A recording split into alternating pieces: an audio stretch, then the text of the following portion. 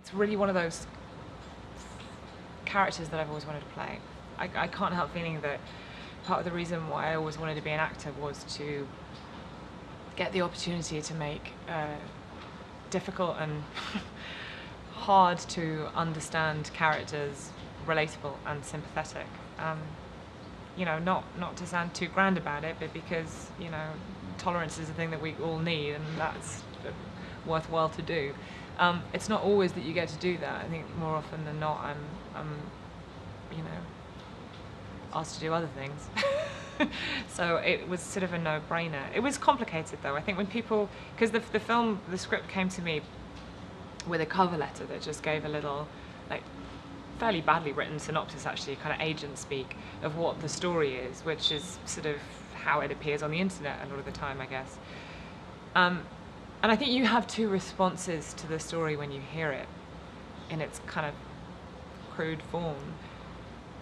So you either fall into the camp that is curious and sympathetic, or you fall into the camp that's like, ugh, what a horrifying thing, she must have been a monster. The filmmakers, you know, Craig Shilowich came to it because he fell into the first camp, and he has a personal relationship with mental health issues, so he had something that he wanted to talk about. And the whole point of the film really is to get rid of that second camp of people and humanize someone that otherwise could be left to the annals of the internet as just on the 10 most shocking things that happen on TV lists of all time. You know, so that's what appealed to me about it.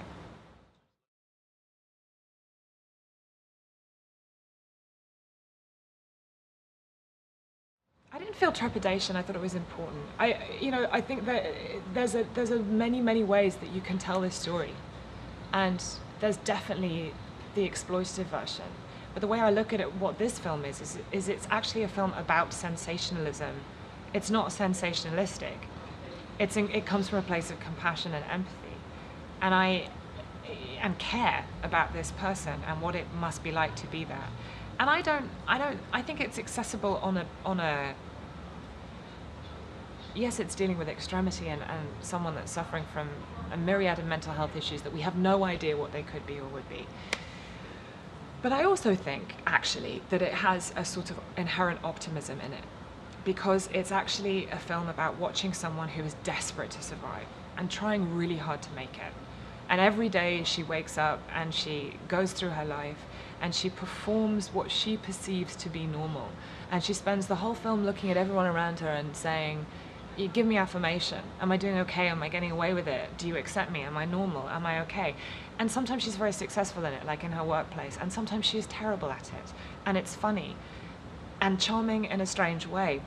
Regardless, the community around her, even though they have no idea why she behaves how she behaves or what makes her who she is, like the audience doesn't, and deliberately so, they still accept her and they still love her and they still respect her. And that to me is actually quite hopeful about people. The real tragedy of the film is that she doesn't see that.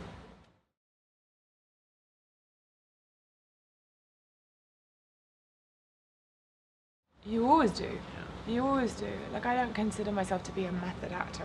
Wouldn't put a term on it. But I do believe that that really great acting is invisible. Like, it doesn't draw attention to itself and you don't see it happening. You're just believing it. And I think to achieve that, you have to internalize it. You have to swallow it. It has to be a very intimate thing. So, you know, when it's working, you don't know what you're doing. You don't. I know that I worked very, very hard for like 3 months to find exactly who she was and how she moved and how she spoke and all the rest of it. But once I knew that intimately, then she was, like, for want of a better way of putting it, she was in my body. So I kind of, you know, like it was what it was, you know.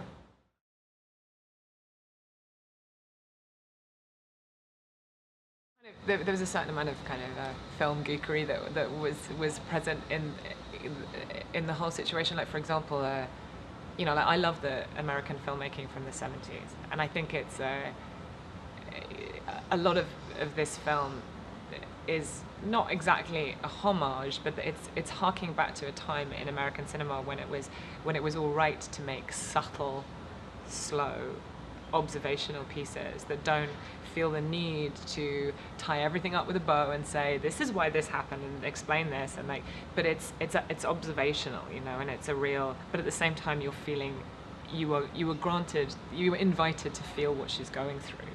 And that's a really delicate thing to achieve, actually, in filmmaking. And I think Antonio Campos is a master at it, you know. And he, but there is, it's not particularly something that happens a lot now, but it did in the 70s. And there is there was some referencing that went on a little bit, like a little bit of some of the shots and some of the.